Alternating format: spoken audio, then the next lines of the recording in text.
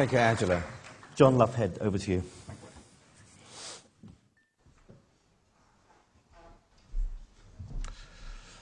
Well, good morning, everybody. I feel very comfortable being here.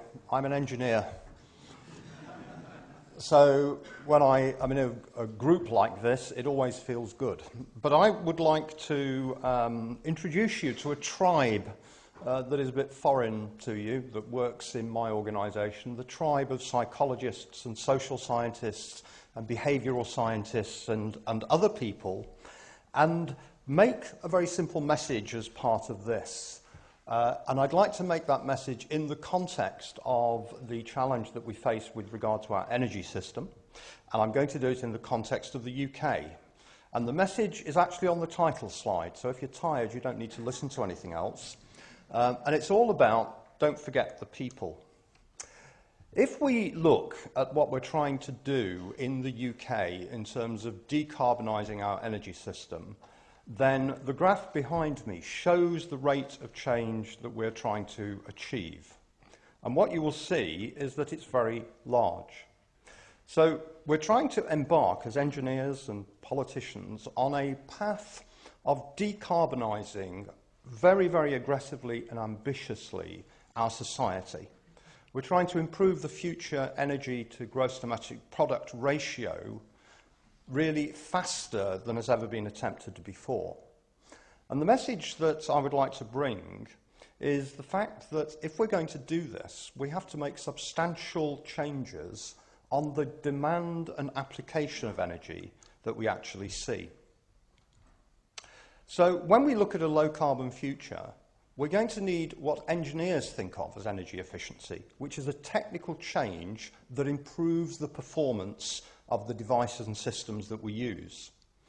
But equally, when we do that, what do we find? Demand and consumption generally doesn't go down.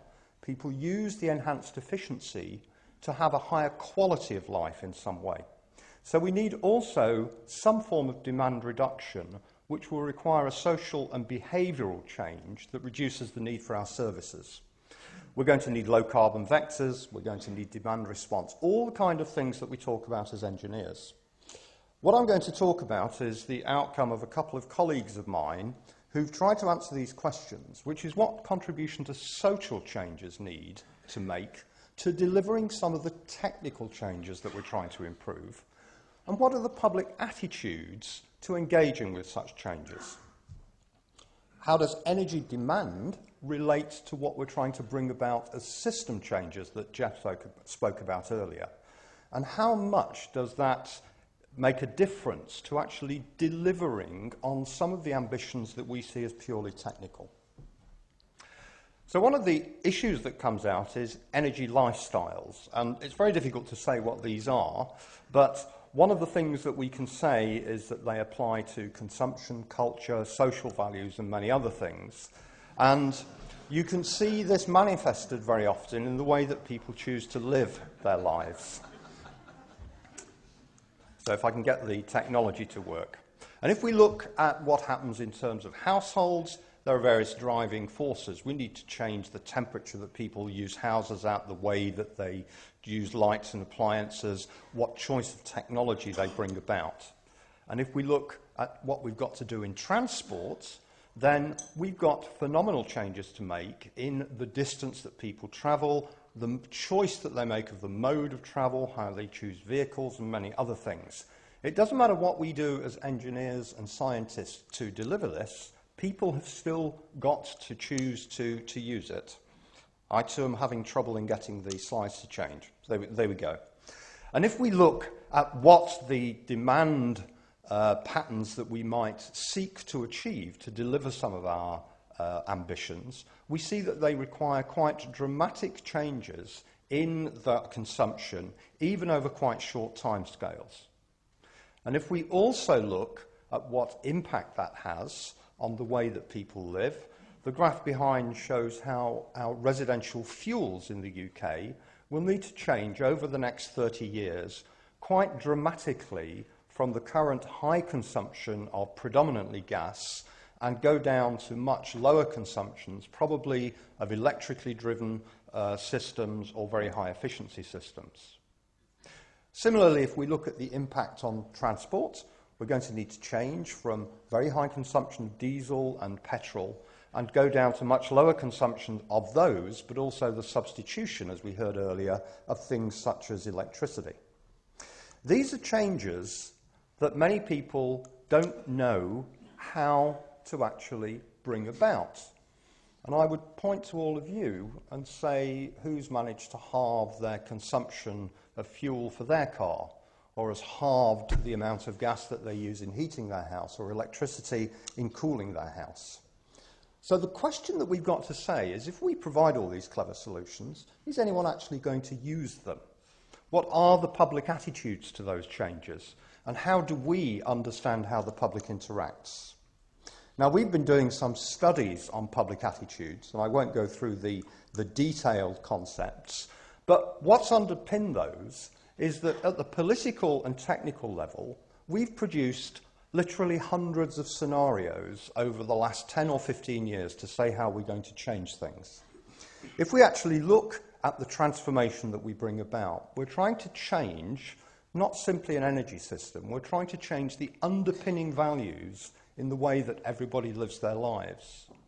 And the uncomfortable truth, ladies and gentlemen, is we in this room are a small clique, a very small part of the world, and a lot of other people in the world do not have the obsession that we have with some of these things, or even necessarily a driver to employ them. And if you look at the things that will be impacted by what we've got, it's quite interesting. This is a brief survey to ask how favourable people are to different kinds of fuels and sources. And there are two surveys between 2005 and 2010. What's remarkable is that public attitudes don't change. People actually are in favour of things like solar, wind, hydroelectric and biomass, and generally against gas, coal and other fuels. So one of the things that we've done is actually gone out to look at these scenarios with people in groups and say, so you're very much in favour of it, are you going to do it, and how are you going to do it? And to do that, we used a modelling system that exists in the UK, which enables you on a computer to actually look at how you modify the supply of energy, your demand for energy, your lifestyle, in order to bring about certain decarbonisation targets, and that was the underpinning part. And what came out of this, and I'm now at the message that I would like to leave you with, is that in looking at this and talking to people, not experts, the thing that comes out is that, first of all, we need to explain what we call the whole system framing of this problem. Most people do not understand why they're being asked to pay more money for different forms of energy, or why they're being asked to travel different distances or use different modes of transport. When it comes to some of the key questions, the other thing is that what is termed the public interpretive frame, that is, the way that people think about these, are totally different to that used by most policymakers. People do not think in terms of pence per kilowatt hour. They don't see any straightforward relationships between these big meta issues and the grassroots views about the needs and views on the changes in the energy system. But underpinning it all, there is an enormous positivity, we found, in enthusiasm towards change and a move towards a sustainable system. And one of the things that we also found, that in spite of that positive nature, the interventions introduced by government leave people quite vulnerable.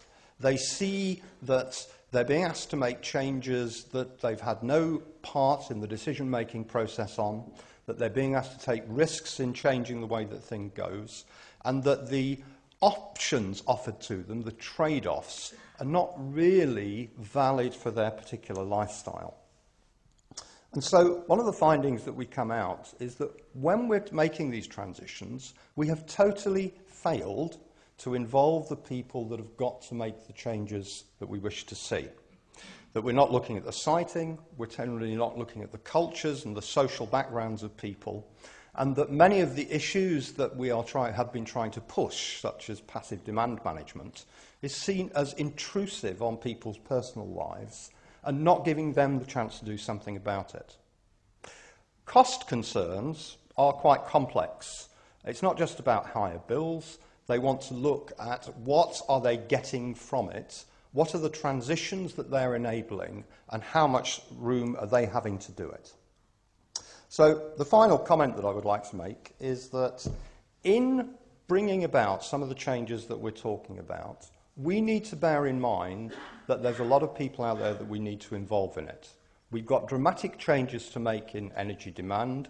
We've got dramatic changes to make in resilience. We cannot do this ourselves as engineers, and one of the issues that we need to face going forward is how do we engage those that for decades have not been engaged. Thank you.